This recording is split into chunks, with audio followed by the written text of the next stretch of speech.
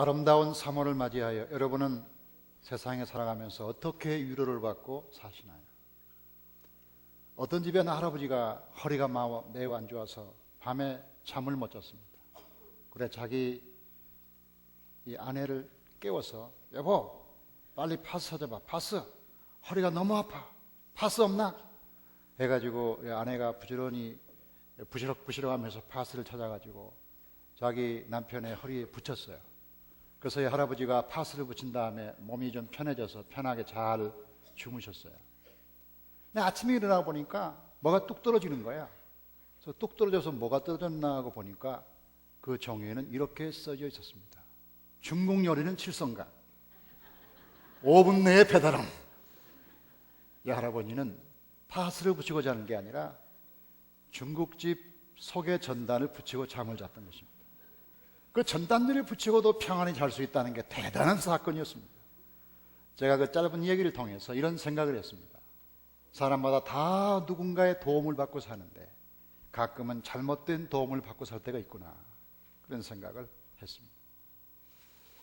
미국의 경우입니다만은 미국의 어떤 교계 신문이 지역사회 사람들에게 이렇게 물었습니다. 당신이 행복하기를 원한다면 행복의 가장 중요한 요소가 무엇이라고 생각합니까? 물었더니 6가지가 나온 거죠. 제일 첫 번째 90몇 프로가 제일 많은 게 건강입니다. 그렇습니다. 건강해야 우리가 행복합니다. 두 번째 깨끗하고 정직한 삶입니다. 우리가 밥만 먹고 살기를 원치 않는다면 도덕성이 필요합니다. 그 다음에 세 번째가 뭘까요? 세 번째가 부부관계 그리고 좋은 가정이라고 되어 있습니다. 네 번째가 친구와의 좋은 우정과 아름다운 사랑이라고 그렇게 말했습니다. 다섯 번째가 꿈과 비전을 갖는 미래의 계획이라고 말했습니다. 그리고 마지막에 말하기를 만약에 하나님이 존재한다면 그 하나님과 좋은 개인적인 관계를 갖는 것, 이게 행복이다 라고 믿는 사람이든 안 믿는 사람이든 공통적으로 6가지를 말했다는 것이죠. 제가 그 통계를 보면서 생각할 때 바로 이게 교회구나. 교회라는 게 다른 게 없구나. 이게 바로 교회다. 이거 하는 게 교회다. 건강하게 하고 친구를 만들어주고 서로 좋은 가정을 이루게 하고 그리고 꿈과 비전을 실현하게 만들고 그리고 행복하게 만들고 그리고 하나님과의 좋은 관계를 갖게 하는 것, 이게 좋은 교회가 아닐까, 이런 생각을 했습니다. 자, 우리 지난주에 우리는 이 이스라엘이 여호수아와 함께 요단강 건넌 얘기를 읽었습니다. 요단강을 건넌 다음에 돌비를 2개를 세웠는데 하나는 요단강 안에 세우고 하나는 요단강 밖에 세웠던 것을 여러분이 기억하실 것입니다. 요단강에 기념비를 2개 세운 다음에 이스라엘 백성들이 했던 일이 뭘까요? 그들은 바로 길갈이라는 곳에 진을 치고 이스라엘 정복을 시작했습니다. 그 길갈이 어디쯤 될까? 길갈은 여리고에서 한 3km쯤 북쪽으로 올라가는 그런 넓은 평야지대라고 볼 수가 있는데 여기에 오래된 옛날 많은 유적들이 남아있어서 과거에 이곳이 이스라엘의 고대 도시였음을 보여주는 많은 유적들이 있습니다. 이 길갈에 대해서 여호수아에 12번 언급되고 사사기에 3번 나오고 사무엘 상하에도 몇 번 언급됩니다. 굉장히 중요한 도시라. 그래서 길갈에서 이스라엘 백성이 진을 치고 얼마 동안 있었는지는 자세히 알 수 없지만 상당히 오랫동안 거기 머물면서 여리고를 정복하고 아이성을 정복하는 사건을 경험하게 됩니다. 그러면 이 길갈이 의미하는 기능이 뭘까? 길갈은 이스라엘 백성에게 3가지 역할을 했다. 하나는 성전 역할, 거기에 법궤를 안치하고 성전을 세우고 하나님을 예배하는 그런 성전이 있었습니다. 두 번째, 가정의 역할, 거기에 모든 사람이 각각 자기 집에서 함께 먹고 마시며 가정생활을 이루었습니다. 세 번째, 군대 역할, 거기에 모든 백성들이 군대가 되어서 이스라엘을 점령하고 정복하는 그러한 군사 본부 역할을 감당했다는 것이죠. 그러니까 이 길갈은 3가지 기능이 있는데 하나님을 예배하는 성전 기능, 함께 모이고 사는 가정 기능, 그 다음에 이스라엘 가나안 땅을 정복하는 군대 기능, 이 3가지를 가지고 있다. 그럼 교회가 뭐냐? 교회가 뭐냐가 묻는다면 이 3가지 기능을 같이 하는 것이라고 말하겠습니다. 저처럼 교회는 바로 성전입니다. 자, 길갈에서 이스라엘 백성들이 가장 중요하게 여겼던 기능은 뭔가 하면 성전입니다. 자, 이 그림을 보시죠. 이스라엘 백성들이 시내산에서 2가지를 받았는데 십계명을 비롯한 율법의 말씀을 받고 두 번째는 성막을 세워라. 성막을 세워라 그래서 세운 것이 여러분이 보시는 저 성막입니다. 네모 반듯한 저 속에 있는 저것을 성막이라고 부르는데 그 가운데 지성소에서 하나님의 불이 임재하는 것을 구름처럼 볼 수가 있고 그 마당에 자세히 보이지는 않지만 그 마당에 번제단이 있어서 양과 소를 아침 저녁으로 매일 잡으면서 하나님께 예배를 드렸던 그 거룩한 성전이 이스라엘 공동체의 한 중앙에 있고 그것을 중심으로 사방에 세 지파씩 12지파니까 사방에 세 지파씩 이렇게 나란히 그 색깔이 다른 것은 지파가 다른 거예요. 각각의 세 지파씩 4개 방향으로 이렇게 성전을 중심으로 행전했다는 것이죠. 그리고 그 위에 보니까 붉은색이 있는데 구름 기둥과 불 기둥이 움직이면 레위 지파 사람들이 저걸 다 뜯어가지고 수레에 싣고 움직이고 그 다음에 구름 기둥과 불 기둥이 머물면 저렇게 조립해가지고 성전을 만들고 그 중심으로 모든 백성이 함께 살아가는 공동체를 이루었다. 그러면 이스라엘 백성이 길갈에 진을 쳤다는 것은 저런 형태의 진을 쳤을 가능성이 높은데 결국 이스라엘의 중심에는 성전이 있고 성전의 중심에는 예배가 있다는 거죠. 어떻습니까? 여러분의 삶의 중심에도 성전이 있습니까? 여러분의 모든 삶의 중심에 예배가 있습니까? 이것을 지금 묻고 있는 겁니다. 그럼 예배의 중심이 뭘까? 뭘 예배했을까? 하는 게 매우 중요한데 이스라엘 백성들이 이 길갈에 진치면서 했던 첫 번째 사건이 뭐냐면 유월절을 지키는 것이었습니다. 여호수아 5장을 볼까요? 여호수아 5장 10절 말씀 보면 시작. 또 여호와께서 여호수아에게 명령하사 백성에게 말하게 하신 일 곧 모세에게 명하신 일이 다 마치기까지. 자, 거기에 보니까 거기에 유월절을 지키란 말이 나와요. 5장 10절 유월절을 지켜라. 다 같이 유월절을 지켜라. 그 유월절을 지키는데 유월절이 뭐냐면 유월절은 1월, 2월, 3월, 4월, 5월, 6월 할 때 6월이 아니라 그때 6월은 넘어갈 유, 한자로 넘어간다. 영어로 말하면 pass over, 넘어간다는 뜻으로 6월절이다. 그러면 왜 6월절이냐면 출애굽기 말씀 볼까요? 출애굽기 말씀 보면 거기 양을 잡아서 양을 너희는 나가서 너희 가족들을 어린 양을 택하여 6월절 양으로 잡으라. 그래서 6월절에 어린 양을 잡아서 그 피를 이스라엘 백성들의 문 임망과 문 설주에 발라서 천사가 재앙을 가지고 와서 그 재앙을 가지고 넘어갔다. 그 집은 살려줬다. 재앙을 주지 않고 넘어갔다. 그러는 거예요. 그러니까 이 6월절이라는 말은 넘어갔다는 뜻인데 이스라엘 세겜에 가면 지금도 사마리아의 지역 가면 매년 4월의 경에 6월절 어린 양 잡는 행사를 합니다. 6월절 날이 되면 그 전날 모든 사람이 이 장소에 모여서 예배를 드리기 시작합니다. 모여서 출애굽기, 신명기, 시편의 말씀을 열심히 읽은 다음에 예배를 다 드릴 때쯤 되면 양을 끌고 오는데 이 양들이 이제 죽을 양들입니다. 말하자면 희생양으로 하나님께 바칠 양들, 예비된 양들이죠. 이 양들을 예배 시간이 되면 청년들이 어깨에 메고 식장으로 들어옵니다. 그러면 힘 있는 사람들이 칼을 잡고 그 양을 죽이고 양을 죽이는데 가죽을 벗기고 그 속에 내장과 창자를 다 긁어내서 그것은 전부 버려야 됩니다. 버려야 되는 거예요. 그리고 그 양을 거꾸로 매달아서 목이 땅으로 내려오도록 매달면 그 목에서 피가 많이 흘러와서 속에 있는 피가 전부 밖으로 흘러옵니다. 그리고 그 양은 창백한 모습이 되죠. 저는 저 모습을 여러 번 보면서 와, 저게 십자가구나. 예수님이 십자가상에서 온전히 피를 다 흘리시고 그리고 창백한 모습으로 되었겠구나 하는 걸 상상할 수가 있었어요. 예수님의 십자가를 제가 본 적이 없지만 아마도 저런 모습이 아닐까, 어린 양으로 오신 예수님의 죽음이 저런 모습이 아닐까 하는 생각을 해볼 수가 있었어요. 자, 그러면 이 6월절의 가장 중요한 메시지가 뭐냐? 6월절이라는 말은 넘어갔다는 거 아닙니까? 출애굽기 말씀 보세요. 거기 보니까 어떻게 되어 있습니까? 출애굽기 12장 시작. 여호와께서 12장입니다. 12장 23절. 여호와께서 애굽 사람들에게 재앙을 내리려고 지나가실 때 문 임방과 좌우 문설주의 피를 보시면 여호와께서 그물을 넘으시고, 다 같이 넘으시고, 이 넘어갔단 말이 6월, 넘을 유자, 패스 오버, 담을 넘었다는 거예요. 그럼 하나님이 그 백성을 저주하려고 재앙을 주려고 왔다가 그 백성의 피를 보고 넘어갔다는 거죠.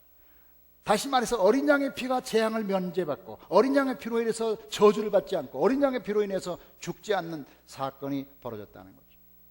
그 어린 양의 죽음으로 말미암아 그들이 애굽을 건너뛰고 홍해바다를 건너가고 광야를 건너가고 가나안 땅을 건너갔잖아요. 넘어가는 거죠. 그래서 인류가 가지고 있는 크게 세 가지 문제가 있다면 이런 겁니다. 죽음과 죄와 죽음과 절망의 문제. 조금 어려운 말로 표현하면 죄는 존재론적 인간의 경계, 죽음은 종말론적 인간의 한계, 절망은 실존주의적 인간의 한계. 조금 어려운 말도 가끔 해야 되니까 이렇게 말할 수 있다는 거죠.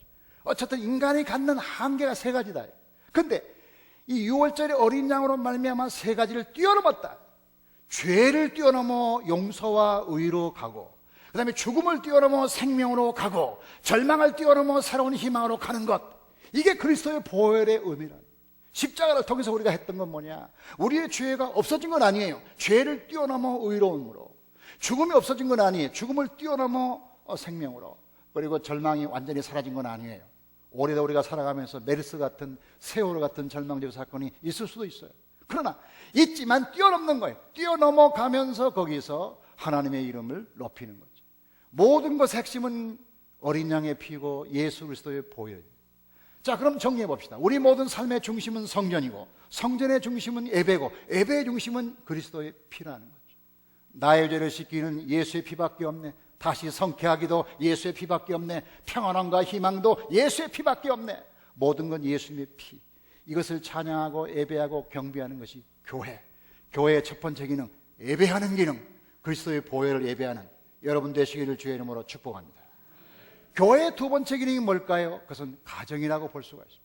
다시 앞에 있는 그림을 보여주면 거기 보면 거기에 성전을 중심으로 모든 백성들이 세 지파씩 사방에 이렇게 쭉 배열되어 있는데 자세히 보면 전부 가정 단위로 모였음을 알 수가 있습니다. 텐트 하나가 가정이에요. 가정이에요. 그러니까 모양새는 성전인데 사실상 가정의 내용으로 되어 있다. 하드웨어는 성전인데 소프트웨어는 가정이다. 그러면 결국은 우리가 예배하고 성전에서 하나님을 예배하는 것도 중요하지만 교회가 갖는 두 번째 기능은 뭐냐면 가정이 되어야 된다. 가족이 되어야 된다는 거죠. 여러분, 가정이 뭐예요? 가정은 한 피보다 한 몸이는 형제와 자매들이 함께 사는 것이 가정입니다. 그럼 교회는 뭐예요? 예수 그리스도의 피로 한 형제와 자매가 된 영적 가족들이 모여 사는 가정이라는 것입니다. 오래전에 사신자 중에 우리 교회 오신 분 중에 결혼하고 왔는데 결혼식을 올리지 못한 분이 있었어요. 그래, 왜 결혼식을 올리지 못했습니까? 했더니 그분 말이 부모가 반대한 결혼이라, 부모가 싫어해서 결혼했는데 우리는 결혼 안 할 수도 없고 결혼했는데 결혼식을 아직 못 올렸다는 거예요. 그리고 그 부인은 유산까지 해가지고 늘 스트레스에 사로잡혀 살았어요. 그래서 그분을 이제 좋은 목장, 부부 목장에 넣어가지고 부부들과 함께 교제하게 만들었어요. 점점 얼굴이 밝아지면서 좋아지다가 얼마 있다가 그 목자가 저한테 얘기해요. 목사님, 저희들이 작은 결혼식을 열어요. 한번 오세요.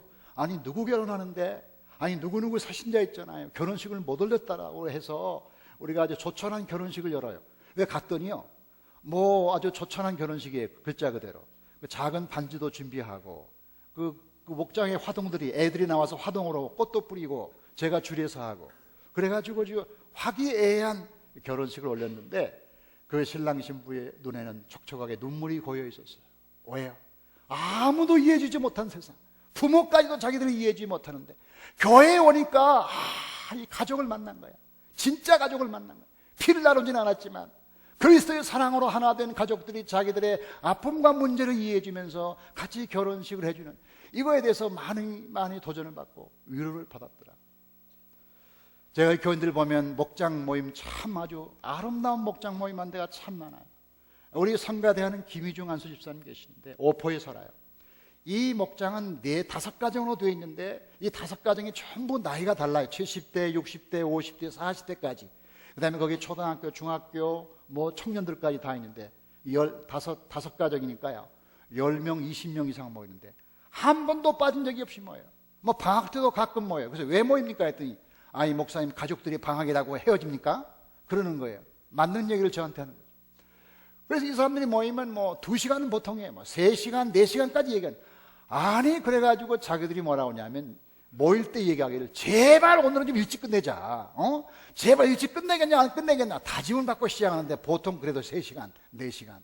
아니, 세상에서 너무 할 얘기가 많고 스트레스가 많으니까 막 거기 와서 전부 얘기하는 거예요. 그래가지고 이 식구들이 이번에 여름에 외국 여행 간다고 계를 들고 있어요. 지금 그 식구들이 전부 함께. 이게 세상에서 볼 일일 수 있냐, 세상에서 이런 일이 있냐. 어떻게 60대, 70대, 70대, 40대 아버지와 아들과의 관계에 있는 그 사람들이 함께 모여서 교회란 힘으로 함께 모여서 이렇게 서로 얘기하면서 고통과 슬픔을 나누면서 여행도 같이 가자, 날마다 모이자, 이게 쉬운 일이냐? 이게 어디에서만 가능한 일이냐? 하나님의 교회에서만 가능한 일인 줄 믿습니다. 왜 그러냐? 교회는 영적 가정이다. 따라합시다. 교회는 영적 가정입니다. 그래서 교회에서 영적으로 모여서 늘 사랑하고 친교하고, 교회는 가족들은 서로 의지하듯이 교회는 서로 의지해요. 고린도전서 12장 말씀 볼까요? 성경 말씀 같이 봐요. 시작. 만일 한 지체가 고통을 받으면 모든 지체가 함께 고통을 받고, 한 지체가 영광을 얻으면 모든 지체가 함께 즐거워하느니라. 너희는 그리스도의 몸이요 지체의 각 부분이라. 사도행전. 믿는 무리가 다 한 마음과 한 뜻이 되어 모든 물건을 서로 통용하고 자기 재물을 조금이라도 자기 것이라 하는 이가 하나도 없더라. 로마서. 즐거워하는 자들과 함께 즐거워하고 우는 자들과 함께 울라. 골로새서. 누가 누구에게 불만이 있거든 서로 용납하여 피차 용서하되 주께서 너희를 용서하신 같이 너희도 그러하고. 이 모든 말씀은 교회의 가족적 특성, 교회의 가족성, 가족적인 특성을 보여준다는 거죠. 이 험한 세상에 교회의 기능 중에 제일 중요한 기능이 교회는 가정이 되어야 된다는 거예요. 그래서 지금 현대 사회를 이루는 가장 큰 특징이 뭐냐면 가정의 파괴 아닙니까? 미국 사회가 지금 앞으로 별로 비전이 없다고 주장하는 사람들의 얘기 중에 하나는 지금 자라는 세대 아이들이 한 반절 정도가 친부모 밑에서 자라지 않고 있어요. 그 아이들이 부모들이 뭐 가정이 깨어져 가지고 할머니 할아버지 밑에 자라거나 아니면 뭐 삼촌 밑에 자라거나 뭐 다른 기관에서 자라요. 이게 되겠어요? 그리고 한국 아이들도 초등학생들도 집에 와서 3분의 1 정도가 엄마가 없다는 거야. 왜 그러냐? 직장을 나가서 엄마가 없다. 그래서 이 가출하는 사람들의 얘기를 들어보면 왜 가출이냐 그러니까 부모와 자녀가 대화가 없다는 거죠. 자, 이렇게 이 가정이 파괴되는 시대 속에서 교회만큼은 하나님의 이름으로 하나가 되어 서로 사랑하고 행복한 가정이 되어야지 않겠나. 우리 교회는 하나님이 주신 최고의 영적 가정인 줄로 믿습니다. 영적 가정이. 영적 가정에 대해서는 서로가 의지해야 돼. 서로가 의지해. 가정만큼 서로 의지하는 데가 없잖아요. 서로 의지해야 돼. 엄마가 없으면 애들 못 살잖아요. 애들이 없으면 또 부모가 못 살아요. 그렇잖아요. 서로 마음으로 의지하는 것이잖아요. 교회는 가장 서로 의지하는 공동체다. 공동체의 정의가 이거예요. 두 사람 이상이 살지만 서로 의존적 관계에 있는 거, 이게 공동체라는 거 아닙니까? 그러니까 교회는 좋은 공동체인 거죠. 교회는 또 소통합니다. 자기 속에 있는 거 없는 거 다 꺼내놓고, 의사들의 말에 의하면 환자들이 자기 병을 숨기면 고칠 도리가 없다는 거죠. 내가 어디가 아픕니다. 정확하게 얘기해줘야 고치는데 아픈 걸 숨기면 어떻게 고치겠냐. 내가 암입니다. 내가 알코올 중독자입니다. 이 얘기해야 고치지. 그렇죠. 교회에서도 우리가 서로 목장에 모여서 서로 속에 있는 얘기를, 너무 깊은 얘기는 하지 마세요. 그런데 너무 속에 있는 비밀을 다 얘기하면 안 되지만 그래도 우리가 웬만큼 서로 속에 있는 얘기를 하면서 그래야 서로 위로받고 위로하잖아요. 이게 중요하다. 그렇게 말할 수가 있어요. 무엇보다 가족을 함께 먹고 살잖아요. 함께 먹는 것처럼 교인들이 서로 모여서 함께 먹고 마시고 말씀을 먹고 내려가서 점심을 드시고 성찬을 드시고 그리고 사랑을 먹고 그러잖아요. 그렇잖아요. 이스라엘 백성들이 길갈에 진치면서 제일 먼저 한 게 뭐예요? 5장 11절이 중요합니다. 보실래요? 6월절 이튿날에 그 땅 소산을 먹되 그날에 무교병과 볶은 곡식을 먹었더니. 자, 이스라엘 백성들이 광야에서 만나를 먹었어요. 근데 이스라엘 땅 다 도착하니까 만나가 뚝 끊기고 그 다음에 그 땅에서 밀과 보리를 심어서 그걸 먹고 사는 거예요. 이제. 근데 밀과 보리를 심어서 재배한 걸 먹었는데 재미있는 건 두 가지를 먹었는데 11절 다시 보여주시면 거기 뭐라고 되어 있어요? 무교병과 볶은 곡식을 먹었다 그랬어요. 어떤 신자는 저보고 목사님 무교병이 뭡니까? 무교병 낙지 옆에 있는 겁니까? 얘기하고요. 이 무교병은 무교동 사람이 먹나? 그런 사람이 있는데 무교병이라는 것은 발효되지 않는 음식, 누룩이 없는 거, 그렇죠? 누룩이 없는 떡, 빵, 이것을 무교병이라고 그렇게 말하고, 볶은 곡식은 밀과 보리를 볶았다, 이게 뜨거운 불에 볶아가지고 먹는 겁니다. 근데 이것이 영적으로 어떤 의미가 있느냐? 여기에 무교병이라는 것은 누룩을 넣지 않는 깨끗하고 순결한 음식, 즉 하나님의 거룩한 말씀, 순전한 말씀, 베드로전서 2장 2절 말씀처럼 거기에 갓난아이 같이 순전하고 신령한 첫 하나님의 거룩한 깨끗한 말씀, 우리 영혼과 정신을 맑게 하는 것, 교회에서 듣는 말씀 중에 세속주의, 성공주의, 잘되라, 성공해라, 이것 듣는 것은 교회적인 말이 아니에요. 사실은 교회적인 가장 좋은 말은 우리 영혼을 맑게 하는 깨끗하고 순전하고 신령한 음식. 여러분 교회에 올 때마다 이런 신령한 음식을 많이 들기를 주의 이름으로 축복합니다. 그리고 이 불에 구웠다는 건요, 불에 구웠다는 건 성령의 능력으로 주신 말씀을 의미하는 거죠. 그러니까 이 계시록의 말씀 보면 너희는 성령이 교회들에게 하신 말씀을 들을지어다. 우리가 교회에 와서 설교자의 설교를 듣는 게 아니라 성령의 음성을 들어야 돼요. 그러니까 설교는 좋을 수도 있고 나쁠 수도 있지만 성령의 음성은 늘 좋은 거예요. 아멘. 우리가 예배 끝나고 나가면 교인들이 저한테 그렇게 말해요. 목사님 오늘 말씀이 참 좋았습니다. 제가 속으로 안 좋았으면 어쩔 건데, 안 좋았으면 어떨 건데, 말씀을 평가하는 사람처럼 들려요. 제가 그건 좋은 말이 아니에요. 말씀이 좋은 게 아니라 이 설교는 좋을 수 있고 나쁠 수 있지만 하나님 말씀은 언제나 좋은 거예요. 아멘. 그러니까 설교자는 좋을 수 있고 나쁠 수 있지만 그 설교자를 통해서 주시는 성령의 음성은 늘 좋은 거니까요. 우리는 하나님 말씀을 우리가 반응을 보이고 지키면 늘 좋은 거고 안 지키면 안 좋은 거예요. 누가 말했냐가 중요한 게 아니라 안 지키면 나쁜 거, 지키면 좋은 거예요. 어떻든. 그러니까 늘 하나님 말씀, 설교를 듣지 말고 하나님의 말씀을 듣기를 바랍니다. 이게 설교자의 이야기를 듣는 게 아니라 설교자를 통하여 성령의 음성이 들려와야 돼요. 이게 참 중요한 거예요. 참 중요해요. 그래서 우리가 교회는 아름다운 영적 가정, 다만 먹고 마시고 교제하는 뿐만 아니라 신령한 양식을 먹고 성령의 음성을 듣는 영적인 공동체, 가정, 아름다운 영적 가족, 이것이 교회다. 자, 세 번째가 뭐냐? 세 번째는 교회는 군대라는 거죠. 자, 왜 군대냐? 아까 우리가 봤던 길갈의 모든 이스라엘 백성이 진을 쳤는 거죠. 근데 진을 쳤다는 말은 뭐냐면 이스라엘 점령 사령부가 길갈에 있었다는 거죠.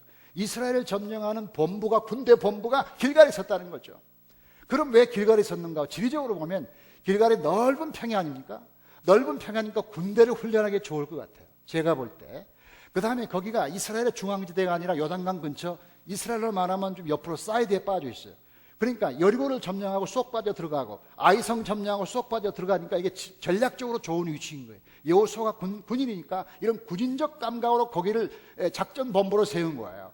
그래서 거기다가 군인들을 넣고 그 군인들이 이제 가나안 땅을 정복하기 시작하는데, 자, 어떤 땅을 어떤 사람이 정복합니까? 우리 민수기 한번 볼게요. 민수기 말씀 보면 아무나 전쟁에 나가는 게 아니라 이스라엘 중 20세 이상의 싸움에 나갈 만한 모든 자, 20세 이상의 남자만 나갔다는 거예요.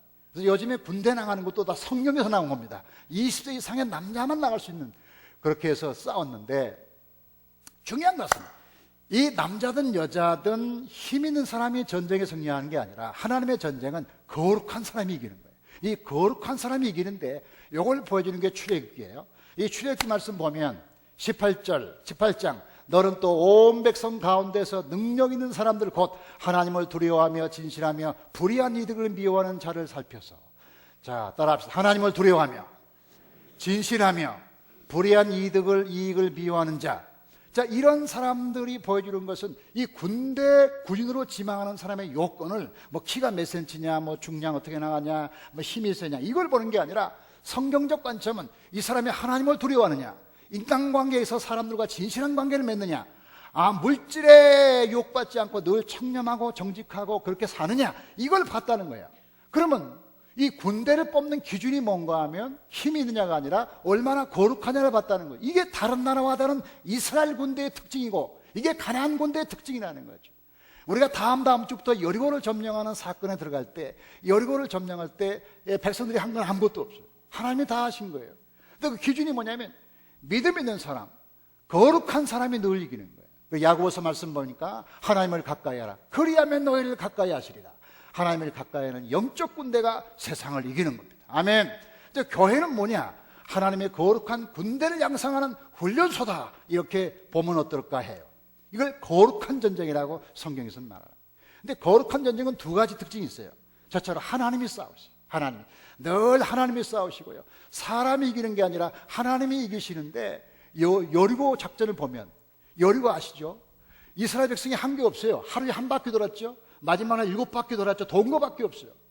여호수아 6장 보세요. 여호수아 6장 20절 말씀 보면 이 하나님이 어떻게 여리고를 이겼는가를 보여줘요. 시작. 이에 백성은 외치고 저 사람들은 나팔을 불매 백성이 나팔 소리를 들을 때 크게 소리질러 외치니 성이 무너져 내린지라. 백성들은 아무것도 온 게 없어요. 총박칼에 아무 의미가 없었어요. 그냥 돌아가면서 찬송만 불렀어요. 그냥 하나님이 그냥 와르르 무너지게 한 거야. 이걸 거룩한 전쟁이라고 부르는. 거룩한 전쟁은 하나님이 싸우세요. 하나님이 싸우세요. 올 한 해 동안도 하나님 여러분과 함께 하시고 도우셔서 반드시 그분이 승리하기를 주의 이름으로 축복합니다. 이 거룩한 전쟁, 하나님이 싸우시는 전쟁, 또 하나 특징이 있는데 이게 뭐냐면 안으로는 나와 싸우고 밖으로는 적과 싸워요. 이게 거룩한 전쟁의 제일 중요한 요소예요. 다 같이 안으로는 나와 싸우고 밖으로는 적과 싸운다. 자, 우리의 싸움은 보통 상대방과 싸워요. 우리의 싸움은 보통 대상이 있어요. 누구누구 싸우고 어떤 집단과 싸우고 뭐 나라와 싸우고 어떤 대상적 개념이 있는 거죠. 그런데 성경의 싸움은 뭐냐면 두 가지 싸움을 동시에 병행하는데 자기와 싸우고 남과 싸우는데요. 먼저 자기와 싸워야 돼요. 이 자기와 잘 싸워 이긴 사람이 적도 이긴다는 거죠. 이 교회에서 가끔 보면 교인과 싸우는 걸 사명으로 여기는 사람이 가끔 있어요. 교인과 싸우는 것이 사명이라고 느끼는 사람이 가끔 있어요. 목회자와 피를 터지게 싸우는 것이 자기가 잘난 맛이라고 생각하는 사람이 가끔 있어요. 어떤 사람 보면 그 사람이 한국교회를 상대로 담대하게 한국교회를 막 개혁하겠다고 그러고 한국교회 목회를 함부로 대하면서 한국교회를 향해서 싸우는 것이 역사적인 사명이라고 생각하는 사람이 가끔 있어요. 제가 말합니다. 당신과 먼저 싸우세요. 당신 자신과 먼저 싸우는 게 싸움입니다. 제일 중요한 건 뭐예요? 내가 먼저 나 자신과 싸워야 돼요. 늘 싸움의 핵심은 나예요. 예수님의 싸움을 배워야 돼요. 예수님이 십자가에서 어떻게 싸웠어요? 예수님이 아무 죄도 없이 유대인들이 십자가에 고발했잖아요. 그럼 예수님이 유대인과 싸웠나요? 예수님을 사형 선고한 빌라도와 로마 세력과 싸웠나요? 십자가에 올라가서 두고 보자, 로마에 망할지어다 하면서 로마를 규탄했나요? 그렇게 한 적이 없어요. 예수님은 아무 죄가 없음에도 불구하고 자기 자신을 죽인 거예요. 죄 없는 자기 자신을 죽임으로 죄 있는 그 사람을 살려준 거예요. 이게 성경적 싸움의 핵심이란 말이죠. 그런데 우리의 싸움은 우리가 죄인임에도 불구하고 우리 자신 싸움의 대상에서 죄해놓고 늘 다른 사람이 싸움의 대상인 거야. 그러면서 굉장히 사명감 있게 얘기하지만 그것은 잘못된, 이 사람은 그리스도인이 아니기를 선포하거나 아니면 다른 사람이라고 밖에는 말할 수가 없어요. 늘 자기와 잘 싸워야 남과 잘 싸워. 늘 자기를 잘 이겨야 돼. 최고의 적은 자기 자신이에요. 제가 지금 인생을 살아보니까요, 제일 큰 왼수는 나예요. 내가 나의 원수예요. 가끔 목회자가 교인들이 힘들게 해서 교인들이 좀 싫을 때가 있어요. 교인들이 싫을 때가 있다고. 가끔 저 교인들은 영락교회로 갔으면 좋겠다, 그런 사람 제발 안 가요. 또 가라온 사람은 안 가고 오지 말라는 사람 오는 때가 많아요. 중요한 게 뭐예요? 그런데 기도하다 보면 뭐예요? 그 사람들이 원수가 아닌 거예요. 문제는 나예요. 내가 문제라니까요. 내가. 그러니까 자기 가슴을 질 수밖에 없는 거야. 내가 문제입니다, 하나님. 내가 죄인입니다. 이게 진짜 싸우는 거예요. 그러면 자기 자신을 그렇게 잘 죽이고 싸우는 게 예수님의 싸움인데, 신자들은 그 싸움을 배워야 되는 거죠. 중요한 건 뭐냐면 예수님은 자기를 죽여서 남을 살려요. 요즘 사람들의 싸움은 남을 죽이고 자기가 살아요. 이건 반대가 되는 거예요. 항상 싸울 때 자기를 죽이고 남을 살려주시길 바랍니다. 아멘. 한국교회가 만만한 교회가 아니에요. 많은 문제가 있죠. 많은 어려움도 있죠. 한두 명이 모이지 않으니까 그게 얼마나 문제가 많겠어요. 저는 요즘 신문 보면 부끄러워서 견딜 수가 없어요. 목사가 된다는 게 참 창피할 때가 많아요. 그러나 순교자도 많잖아요. 목숨 걸고 순교했던 사람도 많잖아요. 제가 이번에 제주도에 부흥회 갔다 왔어요. 108년 된 교회를 부흥했어요. 얼마나 부흥회가 힘들었겠는가 여러분이 이해해 주시길 바랍니다. 108년이야. 그러면 1908년도인가 세웠어요. 이기풍 선교사가 그 당시만 해도 제주도라는 것은 완전히 섬이에요. 남의 나라예요. 우리 한국이지만 그 당시에 제주도라는 것은 아주 먼 데예요. 이 사람이 목포에서 배 타고 3, 4일을 풍랑을 헤치고 제주도에 가니까 아무도 그를 영접한 사람이 없었어요. 수없는 순교적인 어려움과 죽음의 위험 속에서도 교회를 세웠어요. 동북교회, 서북교회, 무슨 뭐 성내교회, 그게 전부 우리 기장교회예요. 이야, 난 정말 대단한 교회다 생각해요. 그렇게 순교하면서 목숨 걸고 선교한 사람이 얼마나 많아요. 문제란 사람도 많지만 우리 한국교회 자랑스러운 선배들이 얼마나 많은데 그렇게 도매금으로 매도돼야 되나? 너무 가슴이 아픈 거예요. 잘한 것도 많고 잘한 사람도 많고 순교자도 많고 교회를 위해서 목숨 바친 사람이 한두 명이 아니잖아요. 그렇죠. 여러분 웬만하면 좋은 걸 보기를 주의 이름으로 축복합니다. 웬만하면 좋은 걸 보세요. 그리고 나쁜 것은 다 내 죄입니다. 내가 문제합니다. 이래야 돼. 이게 좋은 신자야. 이게 좋은 신자야. 그래야 교회가 달라지고 개혁되는 거죠. 진정한 개혁은 그래서 되는 거예요. 하나님께서 우리 교회를 어떤 교회 되게 하실까? 하나님을 예배하는 성전교회, 함께 먹고 사는 가정교회, 그리고 영적으로 세상을 승리하는 거룩한 군대교회, 하나님의 거룩한 교회, 한심교회, 한국교회, 그렇게 되게 하여 주시옵소서. 그 교회들이 되고 그런 성도들이 되기를 주의 이름으로 축복합니다. 하나님 감사합니다. 우리의 교회가 그렇게 됐으면 좋겠습니다. 우리는 다 피조물이고 죄인이고 연약한 사람들이고 정말 우리도 모르게 죄를 짓고 나약한 존재이지만 하나님이 예수님을 통하여 피로 값주고 사신 교회는 이런 영광스러운 교회임을 믿습니다. 하나님 먼저 우리 교회가 예배를 잘 드리는 교회가 되게 하여 주시옵소서.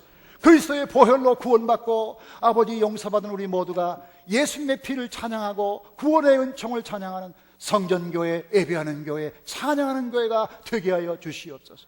우리의 교회가 가정교회가 되게 하여 주시옵소서. 가정이 깨어져가는 이 시대에 교회에 오면 가정을 회복하고 서로 사랑하고 용납하는 아름다운 교회가 다 되도록 도와주시옵소서. 하나님, 우리 교회가 세상을 승리하는 군대교회가 되게 해 주시옵소서. 교회 와서 영적인 말씀을 통해서 배우고 훈련받게 하여 주시옵소서. 하나님의 순전한 하나님의 말씀과 성령의 음성을 들음으로 영적인 군사로 양육되게 하시고 새벽기도 끝나고 세상에 나가 승리하고 주일 예배 드리고 또 그 힘으로 오늘날 직장에 가서 승리하고 또 성경 공부하고 힘을 얻고 학업에 가서 도서관에서 열심히 공부하는, 교회에 와서 훈련받고 힘을 얻고 세상에 나가는 이 아름다운 순환적 관계를 통하여 교회가 영적 군대가 되고 거룩한 진지가 되고 세상을 건지는 아름다운 보루가 되게 하여 주시옵시고 우리 모두 거룩한 교회를 만들어가게 도와주시옵소서. 130년 한국교회는 한두 사람의 실수로 한국교회가 망하지 않고 한두 사람이 잘했다고 세워지지 않습니다. 우리 모든 교우들이 한 마음을 품고 교회를 사랑하고 교회의 약한 부분을 가슴으로 덮으며 그들을 위해서 기도하고 자기를 처복종시키는 것이 신자의 자세입니다. 우리 한식교회만큼은 그런 교회가 되도록 도와주시옵시고 그런 아름답고 성숙한 교회가 되어서 한국교회의 자랑이 되게 하여 주시옵소서. 감사를 드리고 예수 그리스도 이름으로 기도하옵나이다.